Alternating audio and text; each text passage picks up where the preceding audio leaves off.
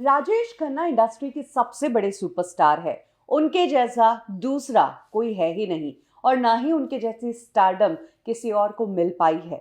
जिस तरह से लड़कियां उनके पीछे पागल होती थी, जिस तरह से लड़कियां उनकी कार को चूमती थी, उनकी फोटो से शादी करती थी, वैसा किसी भी स्टार के लिए आज नहीं देखा जाता है। राजेश खन्ना के लुक्स, उनकी एक्टिंग, उनकी डायलॉग डिलीवरी लोगों को ये खूब पसंद आता था। बट क्या आप जानते हैं कि राजेश खन्ना रियल लाइफ में भी डायलॉग्स ही बोलते थे। जी हाँ, फिल्मों के अलावा जब रियल लाइफ में राजेश खन्ना इंटरव्यूज के लिए जाते थे तो वहां पर जो जवाब राजेश खन्ना दिया करते थे वो राजेश खन्ना के दिल से नहीं आते थे।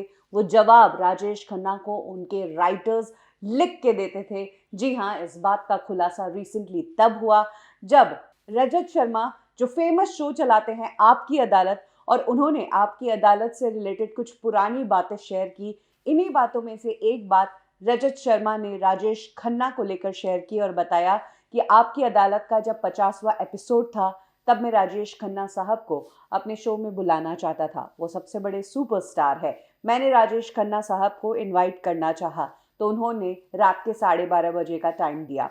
मैं उनके घर गया 12:30 बजे तो राजेश खन्ना साहब ने विस्की रख दी सामने और कहा पियो। तो रजत शर्मा ने कहा कि मैं पीता नहीं हूं। तो राजेश खन्ना ने कहा मैं बिना पीने वालों से बात नहीं करता। तो रजत शर्मा ने भी कह दिया कि मैं पीने वालों से बात नहीं करता। ऐसे में कुछ देर दोनों ही चुप रहे और बाद में राजेश खन्ना ने कहा कि चलो शो तो करना है, बताओ क्या क्या पूछने वाले हो शो में। रजत शर्मा ने कहा कि शो में जो पूछा जाता है उसके लिए तो अभी रिसर्च करेंगे और वहां पर शो में ही मैं आपसे पूछूंगा और उसी टाइम आपको आंसर्स देने होंगे। तो राजेश खन्ना ने कहा कि नहीं, मैं ऐसा नहीं करूंगा, आप पहले मुझे सवाल बताओ। और फिर राजेश खन्ना ने अपने दो राइटर्स को बुलाया और कहा कि ये दोनों हैं, ये मेरे डायलॉग्स लिखते हैं, क्योंकि मैंने जिंदगी भर फिल्मों में भी राइटर्स के लिखे हुए डायलॉग बोले हैं, इसीलिए मैं अपने शोज में भी यही करता हूँ। रजत शर्मा को ये बात माननी ही पड़ी। फाइनली हुआ यूं कि शो की शुरुआत होती है। राजेश खन्ना ने पहले ही रजत शर्मा को कह दिया था कि तुम मुझे क्यू दे देना, जिसके बाद मैं बोलना शुरू करूंगा। वो क्यू ये होगा कि मैं जो भी कहूंगा, सच के सिवा कुछ नहीं कहूंगा।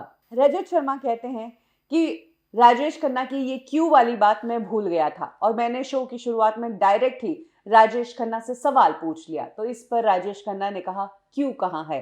तो फिर मुझे याद आया कि क्यू देना था।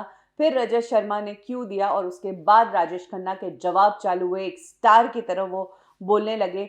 इतना ही नहीं, इसके बाद जितने भी सवाल पूछे गए उन सवालों को पूछने से पहले राजेश खन्ना ड्रेसिंग रूम में गए। वहां पर जाकर रजत शर्मा से सवाल पूछे, उनके राइटर्स को कहा जवाब दो और फिर वापस आकर वो जवाब शूट किए। ऐसा करके वो एपिसोड शूट करने में 6 से 7 घंटे लगे। लेकिन रजत शर्मा का कहना है कि वो एपिसोड बहुत खूब गया, लोगों ने उस एपिसोड को बहुत पसंद किया।